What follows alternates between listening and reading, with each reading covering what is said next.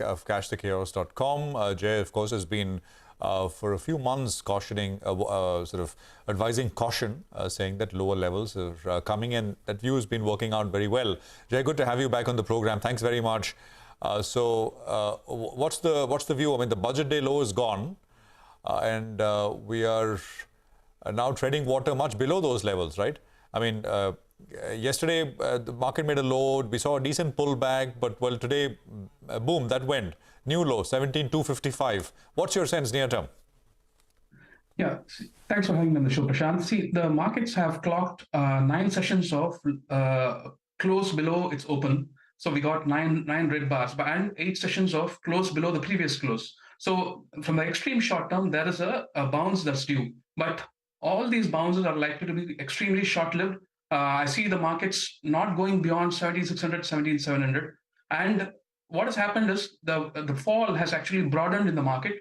We see the Nifty small cap index and the Nifty mid cap index go below its September and December low, which are at the same levels. And the markets have gone below that. So basically, the fall has widened, and the breadth of the negativity is spreading to the market. And the nearest supports for Nifty is about 17,030, but the most significant support is at 16,750. These supports the minor supports will only offer temporary relief, but we got much more downsides to work with.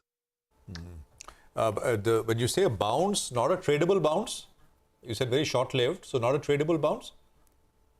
I don't think so, Prashant. It's going to be quite short-lived, and it's going to be quick. Probably, the market will open up with a gap on some days, and then it'll be near to the resistance point.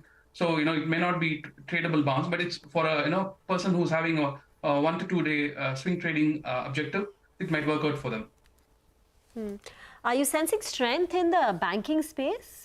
Because the Nifty Bank is far away from its budget day low, even as the Nifty breached it. And even over the last couple of days, there has been relative outperformance from the banking stocks.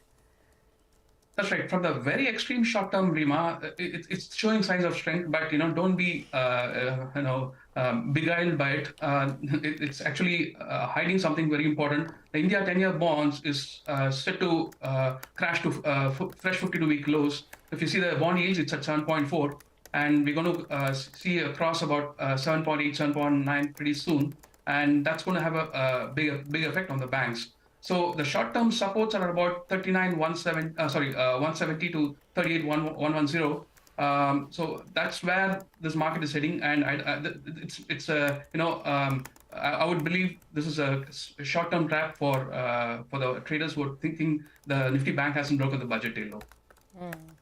Jay, since you maintain your overall bearish stance on the market, two-part question. One, would you be willing to take a short trade on the Nifty now? And if yes, what would be your first downside target?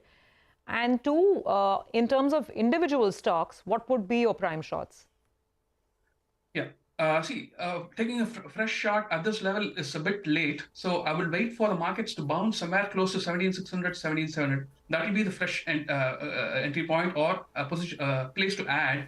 When it comes to negativity, the metal with the PhD degree, copper, has clocked lower low and lows high after September of last year. So, copper is going down quite below the 2022 low, in my opinion.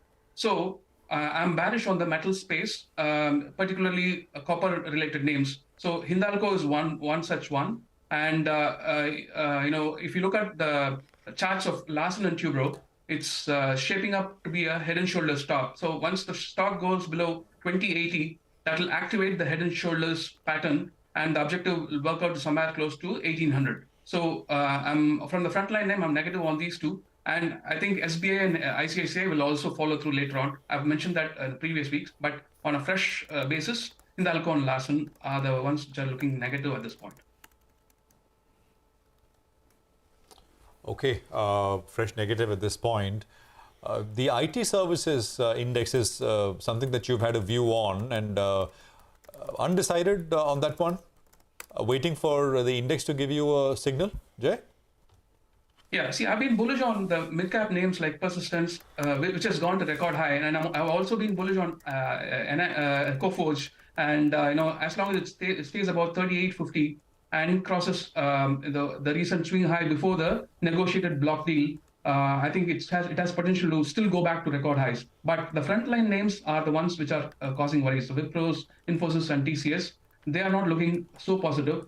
But as long as the Nifty IT index stays about 29,500, 29,300, we can maintain the positivity. But if it were to close below those levels, I think it will be a dent in the bullish case.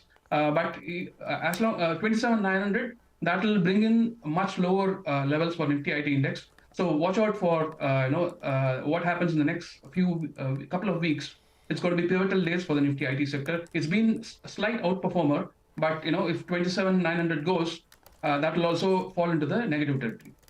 All right, Jay, thanks very much. Good speaking with you. We're just counting down to market closing, so let's get this done today. 84, 85 points.